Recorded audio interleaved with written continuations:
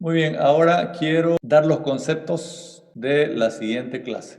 En realidad, este tema de espirometría lo hace en la parte neumológica. Acá se la realiza en el Hospital Trinidad. No tenemos neumólogos, muchos neumólogos. Y es una prueba muy importante en los pacientes que tienen asma, en los fumadores, en los que ya empiezan con cuadros de enfisema o de EPOC, especialmente en las personas mayores, como dijimos anteriormente, principalmente en personas que tienen restricciones de trabajar. Es muy útil. Los asmáticos, los fumadores, son los principales que se hacen esas pruebas. Muy bien, ahora entramos al tema 7 del texto. Vamos a empezar a dar los conceptos. Enfermedad pulmonar obstructiva crónica.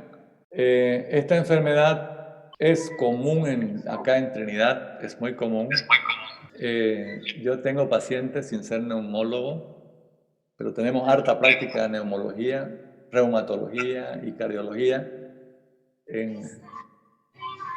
Aquí ya me está diciendo que se acaba el tiempo, vamos a ocupar un poco del tiempo de yo pasé un link y voy a volver a abrir, lo tengo ahí para continuar en la clase, ¿les parece? Hola. Sí, profe. Ya, entonces yo pasé dos links, con el mismo link, abren de nuevo y vamos a seguir la clase un tiempito más, porque ya me está diciendo que tengo en 10 minutos. Y si terminamos y llegamos hasta donde he calculado pasar la clase, pues lo dejamos así. Muy bien, entonces, enfermedad pulmonar. En la primera parte del texto nos da un resumen, donde nos dice, cuando veamos, ¿cómo se dice? Se abrevia con estas siglas, EPOC, enfermedad pulmonar obstructiva crónica. Es un problema sanitario de gran magnitud y es mortal, jóvenes. Esta enfermedad es lenta, va yendo y es mortal. Atención los fumadores, esto puede llegar a darle y a tener arriba de los 40 años, generalmente empieza el problema. Se caracteriza por la presencia de una obstrucción crónica, ¿no? Ya vemos ya la misma palabrita, ya es facilito con la espirometría, para ver qué tanto tiene el problema del paciente, ¿no? Poco reversible al flujo aéreo, no, por más que entre aire, no mejora. Que se asocia a una reacción inflamatoria anómala, o sea, hay una obstrucción crónica en la vía respiratoria y esto es por un proceso inflamatorio que degenera especialmente alveolos y los bronquios distales sobre todo. Ahí donde los tubitos son más delgaditos. Claro, todo está comprometido. Y principalmente es por el humo del tabaco. Esta es una enfermedad que si no fumaran no hubiera este problema. También dijimos en personas que trabajan en lugares mineros, aunque ahí se llama neumoconiosis, pero en personas que tienen trabajo con humo, ¿no? Con ambientes químicos que pueden destruirle la anatomía respiratoria. Fíjense aquí, dice, la obstrucción al flujo aéreo se define por el hallazgo en la espirometría, allá ya sabemos qué es espirometría, de una relación entre el volumen expiratorio. Hay un coeficiente aquí que es 0,7, que es lo mismo decir 70, ¿ya? Y esto va a producir, y dice la gravedad se establece por el valor del volumen respiratorio forzado. No va a tener pues gran cantidad de volumen. Inclusive usted le da el broncodilatador y no reacciona. Esa es la principal forma como yo diagnostico la diferencia entre asma y EPOC. El paciente no dilata o sea, no aumenta su capacidad, por más que usted le meta 10 salbutamol, estoy exagerando, ¿no? Entonces hay una insuficiencia respiratoria crónica que da afectación sistémica. Hay un problema, hay una disminución de la oxigenación. Ahora con el COVID esto es agudo, ¿no? Son 10 días y si no responde se muere. En cambio este es unas noches terribles, el paciente no puede dormir porque no tiene aire, hay que ponerle oxígeno. Toda la noche es mejor morirse. Y da una insuficiencia respiratoria y cuadros sistémicos y una comorbilidad asociada, porque por ejemplo una de las complicaciones es endurecimiento, estenosis de la pulmonar, de tanto problema que hay, no hay oxigenación, las arterias pulmonares se resienten. La supresión del tabaco constituye la principal medida para evitar el desarrollo, aunque no todos los fumadores, vamos a ver más adelante, tienen este cuadro. También vemos que, claro, como no tiene una anatomía normal, hay infecciones a repetición. Por eso al paciente hay que vacunarlo contra la gripe y contra la neumonía. Se le pone la antineumocócica o la antipiógena también se puede poner, ¿no? Para evitar otros estafilococos y todo ello. Muy bien, aquí estamos hablando un poco del resumen de la enfermedad. Hay que hablar de la epidemiología también. Dice, a ver un poquito acá, este concepto es muy bueno. Dice, en cuanto al manejo de la enfermedad del paciente estable, los broncodilatadores, o sea, los broncodilatadores constituyen la piedra angular del tratamiento. Hay un momento en que ya no le ayuda. En los pacientes con EPOC moderado grave, el uso de corticoides también inhalados desinflaman un poco, pero el corticoide con mucho tiempo provoca otra serie de problemas. Y bueno, el oxígeno que hablamos. Muy bien, vamos ahora al concepto real y nos vamos a ir a esta tablita de aquí, ¿ya? Mecanismos potenciales de susceptibilidad en la enfermedad pulmonar obstructiva. Entonces, la EPOC, ya vamos a llamarle así ahora, es una enfermedad prevenible, es una enfermedad tratable. Es una enfermedad del aparato respiratorio que involucra, dijimos, inflamación, una reacción exagerada, que faltan 4 minutos jóvenes, si se corta, voy a abrir nuevamente, vamos a intentar abrir, si no continuamos, posiblemente vamos a tomar los jueves, porque este año solo es un día a la semana, pero yo a veces he tomado 2, pero al año, según las modificaciones, son 2 horas a la semana, así que vamos a ir practicando desde ahora, en algún momento, todavía no estamos fijos, pero tal vez para nivelar vamos a hacer lunes y jueves o lunes nomás y después jueves, si no podemos lunes, si no puedo yo, jueves, estén atentos, esos son nuestros 2 días. Yo oficialmente he puesto solo día lunes de 8 a 9, por si acaso estoy avisando. Entonces, los mecanismos para que se produzca esta enfermedad, ya dijimos, de número 1 está el tabaco, aunque no todos, acá dice, fíjense, es posible que existan factores genéticos. Y hay otra situación como es la deficiencia de una enzima que se llama alfa-1 antitripsina. Es posible que existan factores genéticos desconocidos que pueden explicar por qué solo un 25% de los fumadores desarrollan. No todos desarrollan, ¿ya? Pero es mejor no estar susceptible, ¿no? Entonces, tabaco activo pasivo. Pasivo significa que usted fuma, usted inhala el humo de si es un marido, y su mujer fuma, usted es un fumador pasivo. O al revés. O si usted no es nada y está en un ambiente, el fumador está allá y usted está en ese ambiente, usted fuma, se convierte en fumador pasivo. Y al respecto hay unos números muy interesantes. Si se corta, jóvenes, yo voy a volver a llamar y si se conectan nuevamente vamos a tener unos minutos más. Estoy advirtiendo. A ver, respóndanme con un sí, si han escuchado. ¿Alguno de ustedes? Sí. Muy bien, Sí. muy bien, perfecto. Gracias. Entonces tenemos un minuto más o 2 minutos. Se corta y yo abro nuevamente. La polución ambiental, lugares poluidos o domésticas, ¿no? Personas que trabajan con ambientes muy poluidos. Polución, ya saben qué es polución, no les voy a explicar. Déficit nutricionales, infecciones crónicas, repeticiones también respiratorias.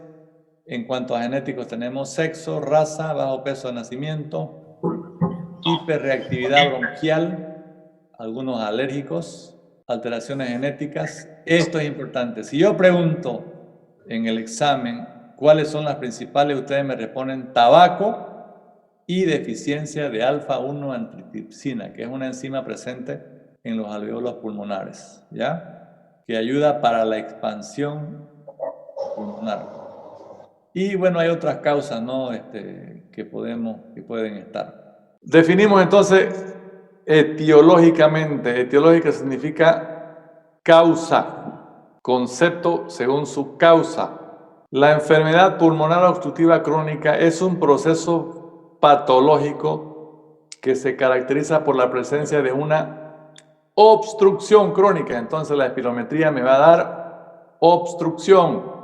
Como yo sé, ya saben, veo la primera columna abajo, debajo de 70%. Progresiva, esto va con el tiempo, se va haciendo peor y el porcentaje va disminuyendo. Y no totalmente reversible al flujo de aire, o sea que si entra aire no le va a mejorar. Asociado a una reacción inflamatoria, ese es el problema. Ya vamos a ver el detalle ahorita. Hay una inflamación por el humo del tabaco. El tabaco, al quemarse la hoja, produce más de 600, ese humo tiene 600 tóxicos químicos. Entre ellos está el alquitrán, la nicotina y otra serie de tóxicos que producen hasta cáncer, ¿no? Muy bien. Sigamos viendo este concepto.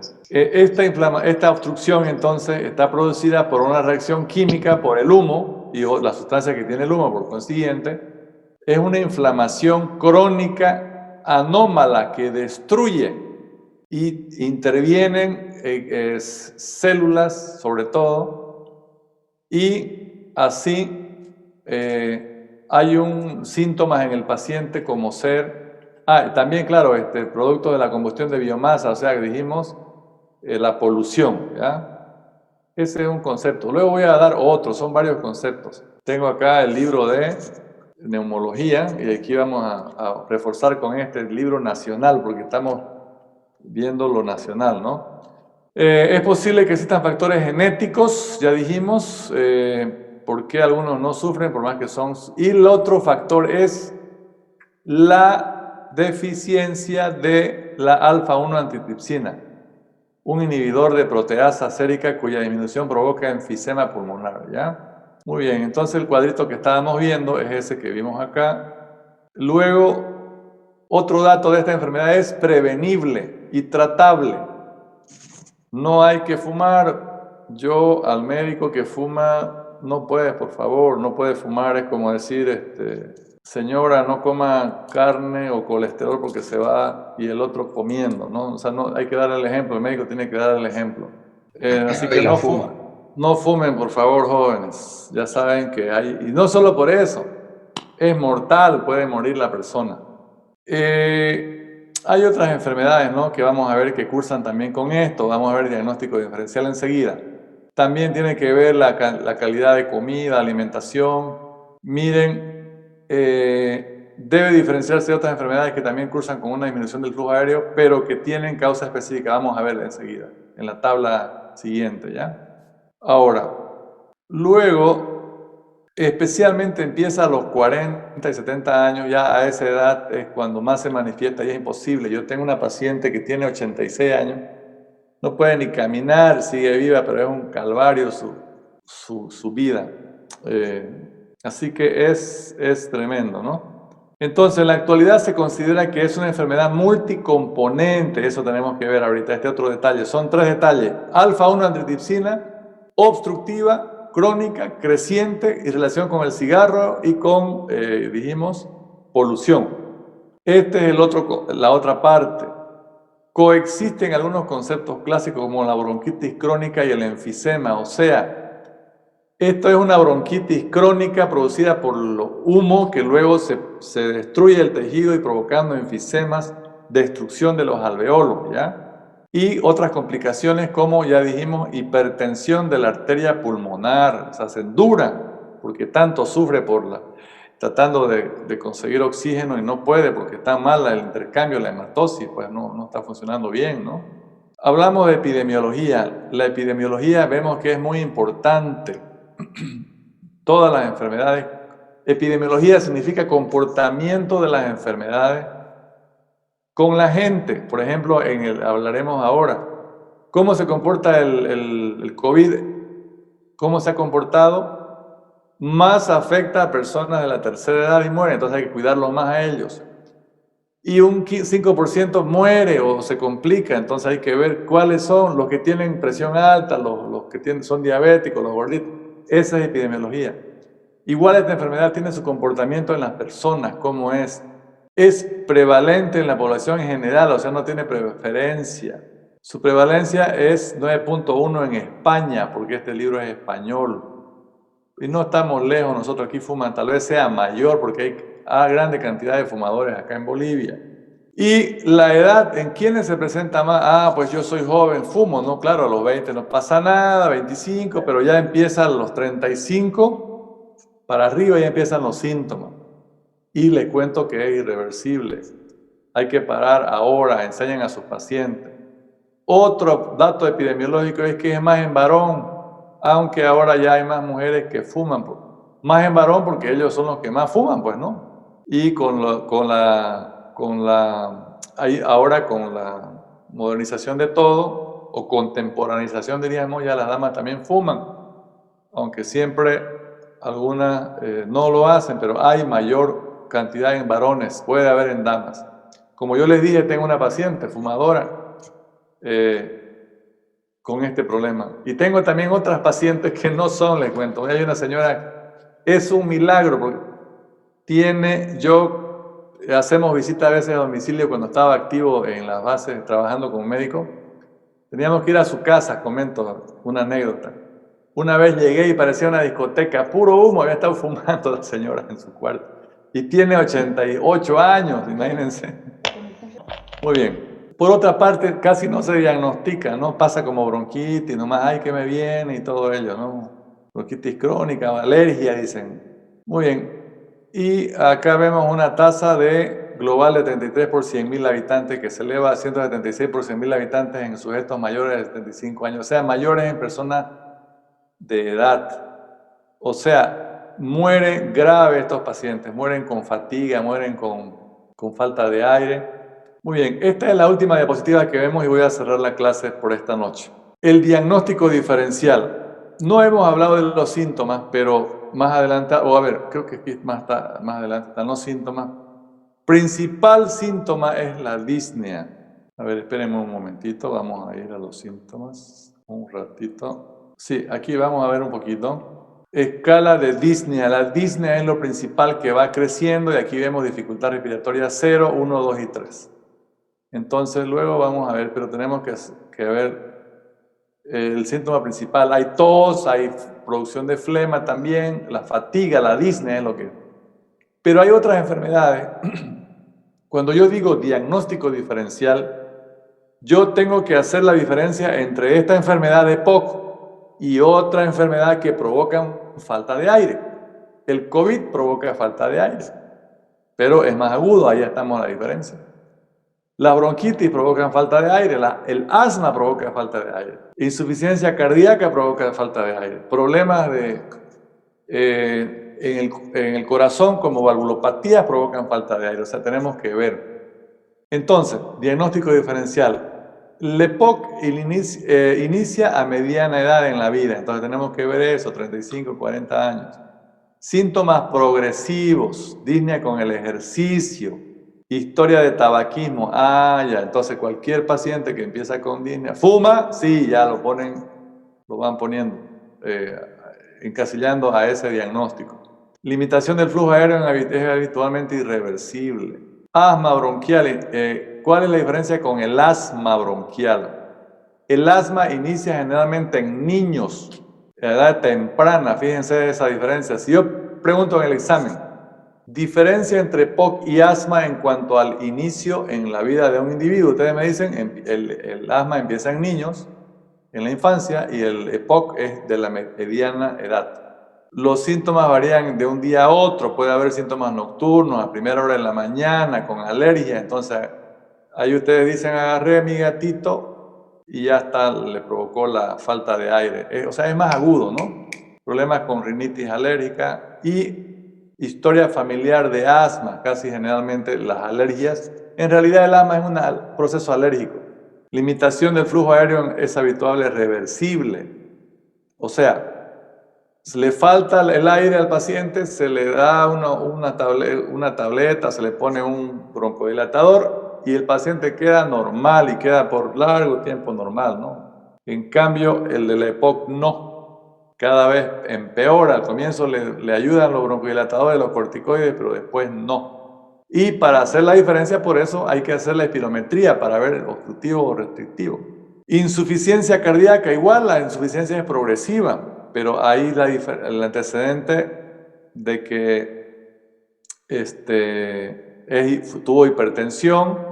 La radiografía de tórax, ustedes les piden una radiografía de tórax y ven un corazonzote así de grandote, entonces su fatiga es por disnea, pero puede haber mixto, jóvenes, hay que saber. Yo estuve una vez, ya les cuento siempre la anécdota que he recibido en emergencia, un paciente con un proceso de asma, ya casi más EPOC, fumador, y con insuficiencia cardíaca. Aquí se la ve uno negra porque ¿cómo le corrijo su falta de aire obstructiva? Él recibía salbutamol y todo, y si le provoco el broncodilatador es simpático mimético, aumenta los latidos cardíacos y tiene insuficiencia cardíaca. Y si le doy el broncodilatador, le activo su insuficiencia. O sea, eso hay que verlo y ver qué dosis y cuánto se lo puede dar. Entonces la insuficiencia cardíaca se ven finos crepitantes a la ocultación pulmonar, pero principalmente el diagnóstico se lo toma a través de la radiografía de tórax, porque el corazón está crecido, hay una cardiomegalia. Esto puede ser una pregunta de examen, vayan subrayando. Hay un edema pulmonar, se ve líquido en el pulmón, porque la sangre, el líquido, el corazón no puede bombear, retrocede la sangre y hay retroceso de líquido. Otros que no están aquí, por ejemplo, en una insuficiencia cardíaca puede haber edema distal, hay edema en los tobillos, en las piernas. Y las pruebas de función respiratoria indican restricción sin limitación al flujo aéreo, ¿ya? O sea, puede botar, pero después va, o sea, es restrictivo, no es obstructivo. Bronquiectasia hay mucha cantidad de secreción, ¿ya? Y es asociado a infecciones. Los estertores, porque hay mucha flema, pues suena. Acropacria es trastornos de color en las uñas por falta de oxigenación. Las radiografías muestran dilataciones bronquiales. Ahorita, terminando la clase, pongan en Google Chrome radiografía en bronquiectasia, van a ver las líneas que hay, el engrosamiento, pero principalmente pongan tomografía y van a ver las lagunotas así de grandes que hay en cortes horizontales del pulmón, se ven así. El diagnóstico de bronquiectasia más lo da la tomografía o la radiografía. Y cerrando la clase, jóvenes, la tuberculosis, también en la radiografía se ven las cavernas, los infiltrados pulmonares, ¿no? Los nódulos. Aquí la radiografía es importantísima. Y pues las pruebas microbiológicas, le pueden hacer las pruebas, antecedentes y todo eso, ¿no? Sobre todo la radiografía me da, y el tipo de tos nocturna. Estas dos enfermedades son rarísimas, así que yo les pediría esas 4 de arriba que son las principales, o 5, ¿ya? 3 días después. 2 enfermedades que pueden coexistir, o sea, generalmente empieza con una bronquitis obstructiva crónica y termina con el enfisema que vamos a ver. Cuando hablamos entonces de bronquitis crónica y enfisema, estamos hablando de EPOC, de enfermedad pulmonar obstructiva crónica. Quiero que lean esta parte de aquí donde dice: el humo del tabaco produce una inflamación crónica con acumulación de neutrófilos. El humo es una sustancia que irrita, entonces hay una producción a nivel de los alveolos de los bronquios de los neutrófilos para tratar de deshacer esas sustancias tóxicas. Y al haber esa sustancia tóxica y al haber, el acúmulo de neutrófilos, estos producen una sustancia y empieza a destruirse el propio tejido. Y esa sustancia se llama elastasa. La elastasa destruye las fibras elásticas que tiene la pared alveolar y al mismo tiempo, como un mecanismo de defensa tratando de deshacerse de la inflamación, hay una producción de las glándulas del moco. Y otro mecanismo de defensa es para que no entre, digamos, y se haga daño, se contrae el músculo bronquial, entonces hay una disminución porque hay un engrosamiento del tejido, del tejido. Entonces, en otras palabras, hay disminución, perdón, del movimiento de los cilios. Los cilios son los que botan, se paralizan. Ese mecanismo fisiopatológico es el cuadro que da sintomatología, como les estoy mostrando enseguida. Entonces, esos dos cuadros que tenemos aquí, luego vamos a ver la figura. Desde el punto de vista de anatomía patológica, entonces hemos descrito la fisiopatología de manera breve. Hay más cosas que explicar, leucotrienos y todo eso, pero lo principal es esto. Inflamación, neutrófilos, enzimas destructoras, destruyen fibras elásticas, hipersecreción de las glándulas, por eso hay moco, y disminución de los cilios, de tal manera que el moco se queda ahí prendido. Por eso es que empieza el cuadro y el cuadro que un factor de riesgo es el cigarro. Tenemos entonces estos dos cuadros, la bronquitis crónica y el enfisema. Algunos empiezan, la mayoría, con una bronquitis crónica, y ustedes saben que la bronquitis crónica viene con tos y expectoración, es una inflamación de los bronquios. Como está inflamado, produce moco y hay que botarlo. Pero la característica es que dura 3 meses durante el año, 3 meses al año durante por lo menos 2 años seguidos. Tos larga. Una bronquitis crónica normal es aquella donde el paciente, o una infección respiratoria común y corriente, solo dura 15 días cuando es crónica, menos de 15 días cuando es aguda. Entonces, vamos a retroceder. Entonces vamos a ver qué es el enfisema. Y ahorita vamos a mostrar la figura para ver ese detalle. Entonces, encontramos los bronquios grandes, hiperplasia, hipertrofia de las glándulas, su mucosa con un índice. Este es otro detalle, el último detalle anterior, y aprovechamos la figura. En el estadio de bronquitis crónica del EPOC, encontramos aquí que hay un engrosamiento en las paredes, y esas paredes están anatomopatológicamente diferentes. Hay una hiperplasia. Hiperplasia es el aumento de números celulares. Hipertrofia es el crecimiento de cada una de ellas, se vuelve más gorda. Entonces, estamos hablando de las glándulas, ¿no? Y esto es nuevo. Esa relación, de aquí vemos una pared normal. Cuando el espesor glandular y el espesor de la pared del bronquio es mayor a 0.6,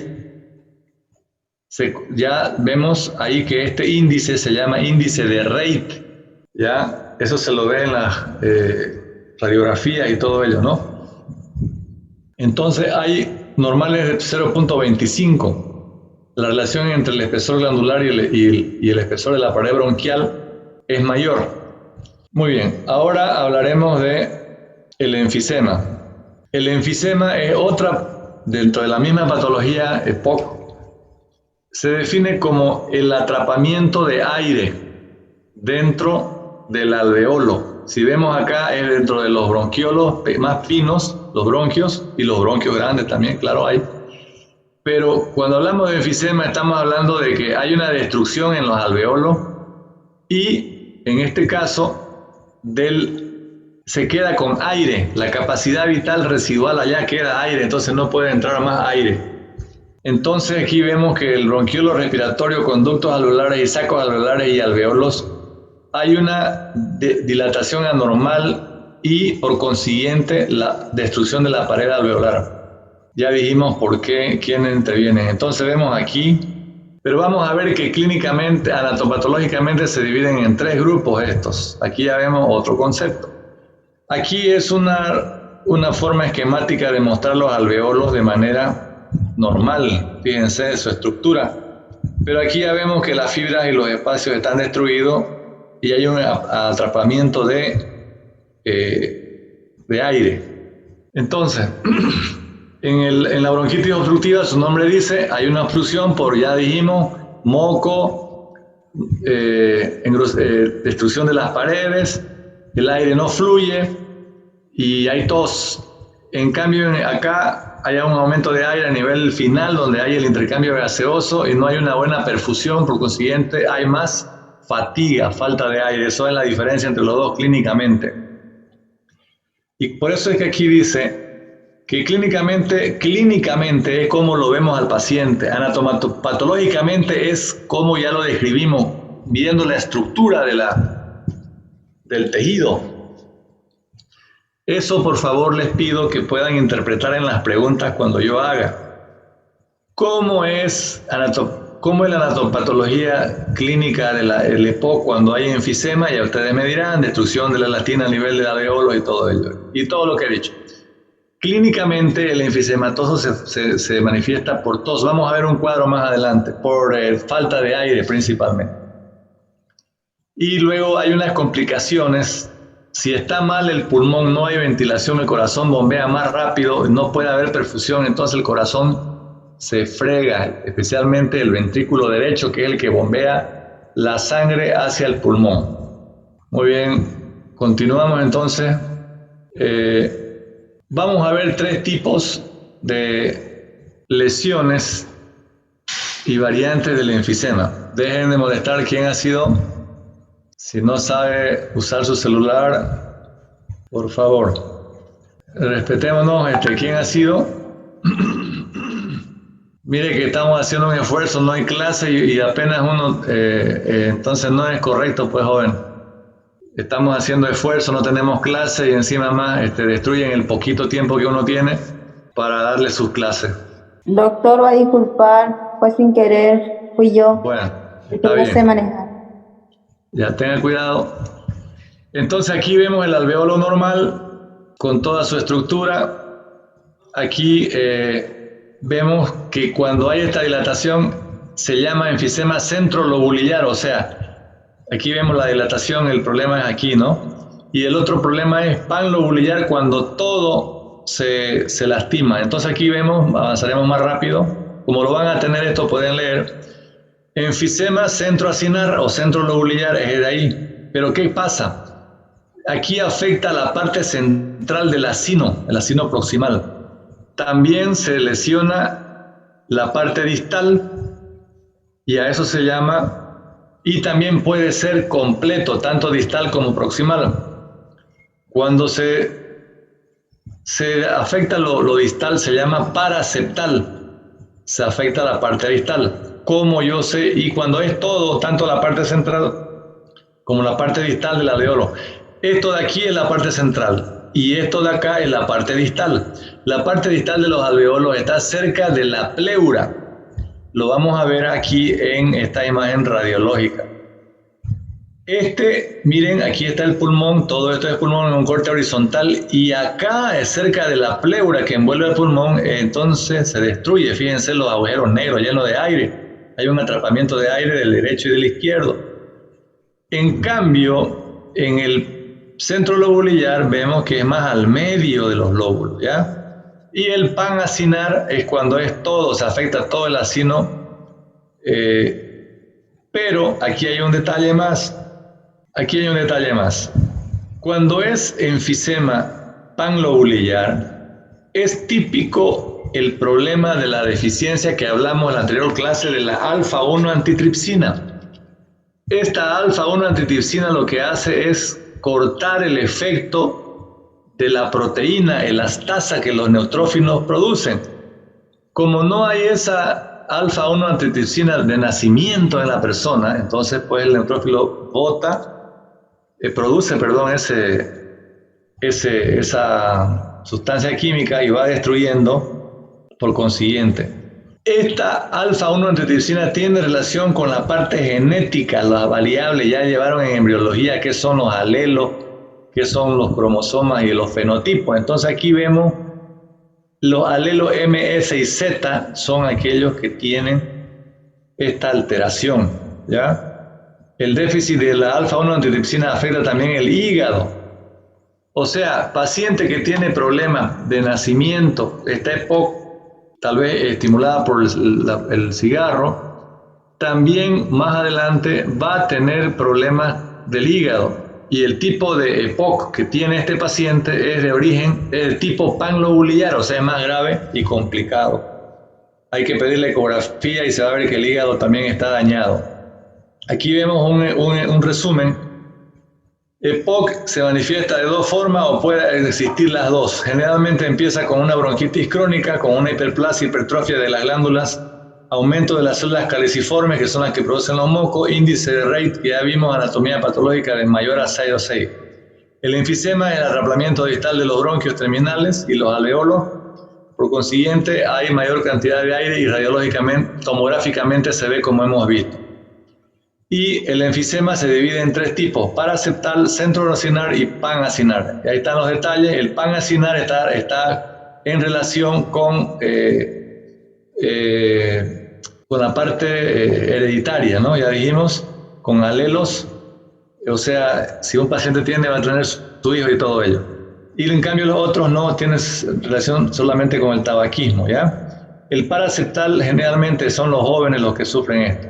Muy bien, ya estamos ampliando más conceptos y nos vamos ahora a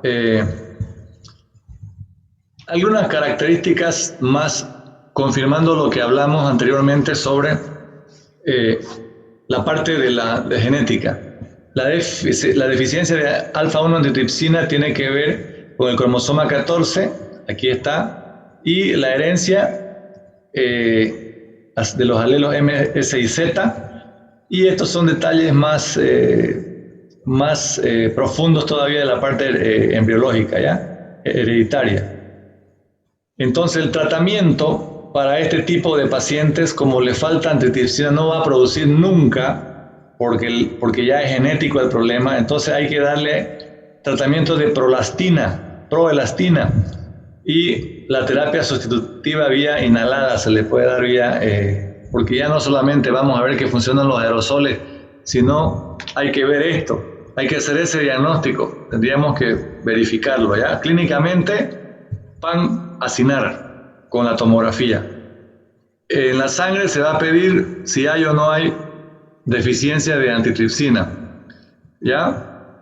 Alfa-1 antitripsina en la sangre. Si no hay, ya sabemos, pues, ¿no? Aquí hay un diagnóstico diferencial con enfisema lobar congénito, diagnóstico diferencial. Esto ya es más de especialidad, jóvenes, ya solo lo mencionamos nomás. Muy bien, aquí vemos, ahora nos vamos al diagnóstico de esta enfermedad. Vamos a profundizar más en diagnóstico. El tórax enfisematoso se ve, las costillas generalmente son oblicuas, en arco. Cuando hay enfisematoso, las costillas se ven fáciles, es un artificio, ¿no? Las costillas se ven un tórax más amplio y bien echadas las costillas, no oblicuas así. Muy bien, el diagnóstico de bronquitis tenemos que verlo. Ayuda mucho la espirometría, por eso hablamos de espirometría, ¿no? Entonces, obstructivo. Aquí vamos a aprender un cuarto concepto en esta clase. ¿Qué es el índice de Tifenot? Tifenot es un apellido francés. Ya hablamos de esto en la anterior clase, voy a volver a mostrar enseguida una imagen. La relación entre la capacidad vital y el volumen de esfuerzo que se hace de una expiración forzada en un segundo, dijimos que se divide los dos y nos da un coeficiente en la primera columna. Ese coeficiente normal es arriba de 70, de 80. Cuando está disminuido, hablamos de EPOC. Por eso la espirometría es importante, ¿ya? Entonces voy a mostrar eso enseguida. Ese índice se llama índice de Tifenot y nos va a dar la clasificación GOL que voy a mostrar enseguida. Luego, aquí encontramos un concepto que es el DLCO. Otro concepto que aquí no se hace en Trinidad. Esto voy a mostrar enseguida qué es, entre paréntesis, ¿ya? Tiene que ver con la perfusión del CO2. Vamos a ver enseguida. Primero veremos esto. Aquí tenemos una tabla, fíjense abajo, características diferenciales de los tipos de POC, ¿ya? ¿Cómo podemos ver? Dijimos que son dos, ¿no ve? Bronquitis crónica y enfisema. Aquí, con este cuadro, memorícenlo por favor, les va a ayudar mucho. Generalmente, el enfisema se presenta en la parte final de la enfermedad, por eso arriba de 60 años, fumador, termina con enfisema. Bronquitis crónica, 50 años. Cianótico, gordito. Pero vamos a irnos a lo más... todo es importante. Lo más importante de la bronquitis es que es tos con abundante esputo, purulento. En cambio acá no, es mucoso. Infecciones respiratorias frecuentes en la bronquitis. En la enfisema no. Las complicaciones acá son más frecuentes en la bronquitis crónica, insuficiencia cardíaca core pulmonar, que es la dilatación del bronquio derecho, del ventrículo del corazón derecho, y la hipertensión pulmonar HTP. La radiografía de tórax, aumento de la trama, engrosamiento de paredes bronquiales, cardiomegalia también. En cambio acá es más bien atrapamiento aéreo, silueta cardíaca alargada, diafragma aplanado. Estas son presiones de oxígeno del PCO2 que ya le dije, aumentada en el CO2. Hay poliglobulia compensatoria para tratar de llevar más sangre. Este DLCO, y lo voy a mostrar enseguida, de una vez lo mostramos, a ver si pueden ver. ¿Pueden ver? ¿Alguien me responde si se puede ver? Sí, doctor, se puede ver. Se ve, doctor. Muy bien, entonces ahí dice test de difusión. Ese DLCO es un test de difusión. Es la capacidad de difusión del monóxido de carbono. DLCO está disminuida en los casos de POC, ¿ya? Eso está en el otro texto que ya les pasé.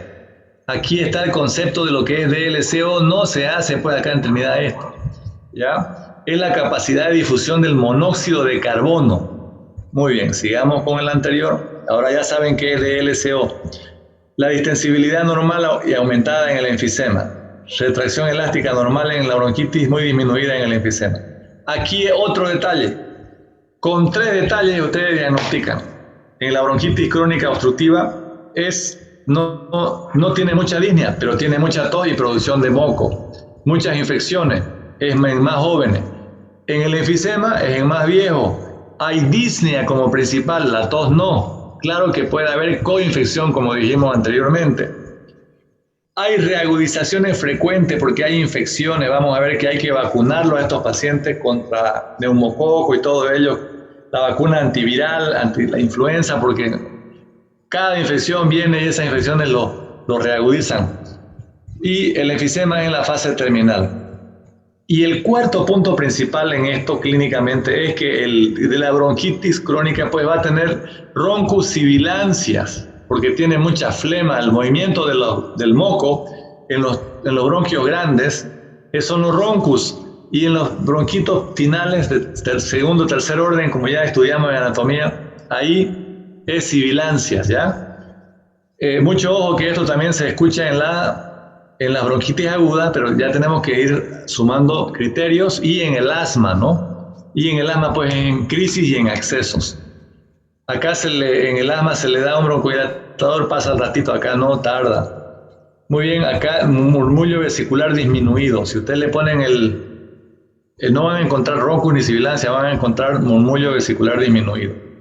En la siguiente imagen vamos a ver... antes.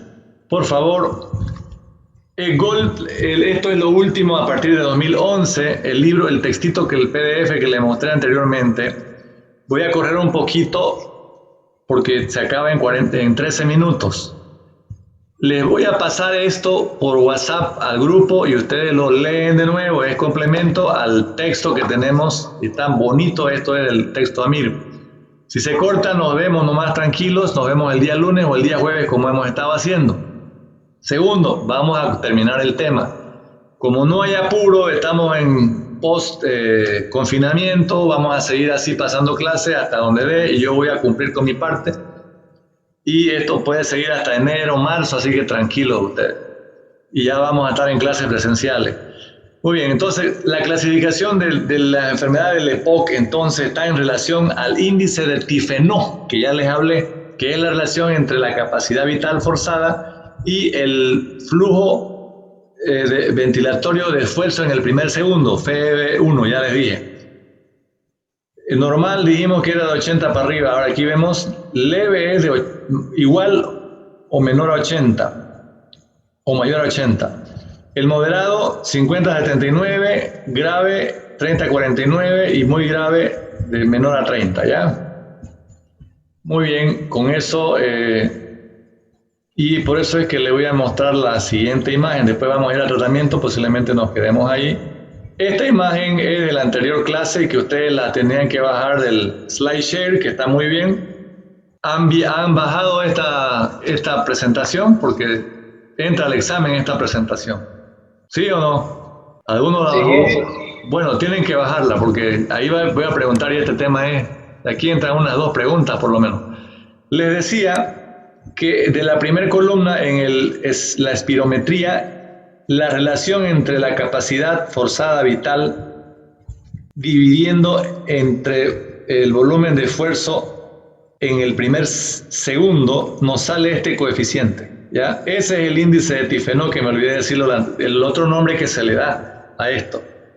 Ese porcentaje entonces nos clasifica el tipo de, según lo que hemos visto en la clasificación Gold, entonces nos clasifica en 4 grandes grupos. 1, 2, 3 y 4, leve, moderado, grave y muy grave. Según el porcentaje hay que memorizar eso. Tratamiento. El tratamiento, jóvenes, depende de muchas cosas. Primero, si es fumador, tiene que dejar de fumar. Ya dijimos que es un factor preponderante. Fíjense aquí, bupropión es el tratamiento que se da a los fumadores para tratar de que dejen de fumar. Pero ahora estamos con este otro medicamento que se llama vareniclina, ¿ya? Vareniclina. Y la oxigenoterapia, bueno, es cuando hay ya fase final en la casa. Esto es una droga que ayuda para que tratar de que deje, así como el antabús para el borracho, el bupropión era por tiempo anterior para el fumador. Aquí hay en Trinidad, vayan a cualquier farmacia y hay bupropión. Se toma. Pero eso es para el fumador. Como hay una obstrucción y hay flema y todo ello, entonces tenemos que dar varios medicamentos. Agonistas beta 2 que son tratando de abrir los bronquios. De acción corta en horas, 4 a 5 horas, de 12 horas el salmeterol, el formoterol. Y eso viene en spray, también tenemos de uso endovenoso, otros remedios. Muy bien, me están advirtiendo que nos faltan 9 minutos. Ya sabemos, jóvenes, si se cortan nos vemos el día lunes o el día jueves, según lo que yo programe. Muy bien, tenemos varios medicamentos, generalmente son los que ya dijimos, el primero, después tenemos en la siguiente lámina, vamos a ver, vamos a ir más rápido. Ya, aquí está. Este cuadrito me resume todo para ir más rápido. Estadio ABCD, obstrucción, Gol 1, Gol 2, Gol 3, Gol 4. Ya sabemos que es Gold. Hay reagudizaciones, síntomas, ya sabemos. Y aquí está el tratamiento. Beta 2 agonistas y también anticolinérgicos. Dentro de los anticolinérgicos pues tenemos el bromuro de hipatropio, por ejemplo. El famoso Atrovent, aquí hay en spray. Entonces generalmente va con esos medicamentos, beta 2 agonistas y anticolinérgicos. Pero también tenemos un tercer grupo que son los corticoides, ¿ya? Tenemos de acción corta y de acción, aquí tenemos los anticolinérgicos, ustedes pueden ver, como les dije, bromuro de aciclinio es otro y bromuro de hipatropio es otro. Aquí tenemos en Trinidad el bromuro de hipatropio. El bromuro de aciclinio no hay, viene en aerosol, ¿ya? Se hacen también nebulizaciones y todo. Hay que ver si no tienen complicaciones cardíacas. Y se les da. Ahora, aquí tenemos corticoides. En Trinidad tenemos la budesonida, el budecor, el asmacor, el atrovent, como ya dijimos. Las teofilinas también acá entran, me estaba olvidando. La fluticasona, esto viene en aerosol, por si acaso, ¿ya? Son de acción, uno de los mejores es la budesonida y la beclometasona. No se olviden que todos estos medicamentos pueden tener efectos sobre el corazón, sobre el hueso, los corticoides. los beta agonistas, por más que sean beta, pueden tener alfa, algo de acción alfa, entonces aceleran corazón, un poquito de falta de aire, taquicardia y color de la cara o algo así, ¿no? Y las teofilinas, que también son igual, tenemos de uso endovenoso, por ejemplo la aminofilina, la teofilina. Acá tenemos aminofilina generalmente en los hospitales, pero el efecto secundario puede ser convulsiones, hipotensión y arritmia a nivel cardíaco. También, bueno, entran aquí, no menciona para botar más flemas, para licuar el acetilcisteína, el fluimucil, el fluidimet, por ejemplo, se pudiera dar, ¿no? La cuestión es que hay que estar controlando. Si deja de fumar, pues va a ser óptimo. Por eso no hay que fumar, que es uno de los factores importantísimos. Bueno, ahora, ya cerrando, me quedan 5 minutos. Tenemos estos nuevos medicamentos como el riblumislat. Este nuevo fármaco por el manejo de POC, inhibidor de la fosfodiesterasa, actúa como antiinflamatorio bronquial. No tiene efecto broncodilatador, pero mejora mucho el volumen en el primer segundo. O sea, le aumenta la capacidad del el volumen de expiración forzada en el primer segundo. Entonces, ha demostrado, pero esto no hay aquí en Trinidad y generalmente se utiliza, muchos jóvenes memoricen, en el GOL 3 y GOL 4, cuando el paciente ya está más grave y en la parte final de eso, en la parte final. Luego tenemos otro tratamiento como es la oxigenoterapia a domicilio. Estos pacientes generalmente tienen su balón de oxígeno y están ahí en la casa respirando. Otra parte del tratamiento está dada por trasplante pulmonar. Si hay frecuentemente, eso no podemos hablar aquí en Trinidad, ¿no es verdad? El trasplante pulmonar, cuando ya hay dinero y hay condiciones, sobre todo en los hospitales. Y por último tenemos la cirugía de reducción de volumen. Esas partes donde están lesionadas, pues se la corta, se la saca y ya queda un pulmón más compacto, más pequeño, pero ya más útil y más funcional. También tenemos que mencionar que hay cirugía de reducción de volumen. Muy bien. Aquí, jóvenes, en este cuadro, tenemos, y aquí habla de la oxigenoterapia en la casa, ¿no? En este cuadrito pequeñito encontramos el plan de tratamiento, fíjense cómo es, dependiendo del índice de tifenó. Mientras más grave sea, leve, moderado y grave, vamos a ver abandono del tabaco, agonista beta 2 al comienzo, anticolinérico entre leve y moderado, y al final, ya al medio de la enfermedad, se da glucocorticoides inhalado, y por último ya tenemos lo que les decía en las etapas graves, oxigenoterapia domiciliaria y tratamientos quirúrgicos o trasplante de pulmón. Eso ya es hablar de palabras mayores. No sé quién de ustedes irá a ser el capo aquí en Trinidad, ya que de aquí a unos 7 años o 10 años ya tuviéramos esto acá en Trinidad. Estamos creciendo y ustedes son los llamados a crecer. Me quedan 3 minutos según lo que tengo acá en el reloj. Entonces, luego más acá hay un resumen ya que ustedes pueden analizarlo de tratamiento en cuanto a leve y moderado. Es un resumen de todo lo que hemos dicho. Y colorín colorado, este tema se ha acabado. Yo se lo voy a pasar enseguida. Aquí habla de las medidas generales. Aquí habla de las complicaciones de tanto usar medicamentos. Hay complicaciones cardíacas. Voy a hablar de esto en la próxima clase, unos 2 minutos, y ya entramos al otro tema que, si no me equivoco, es asma, según el cronograma. Y hablaremos un poco más de pronóstico. ¿Ya? Generalmente esto pues va grave.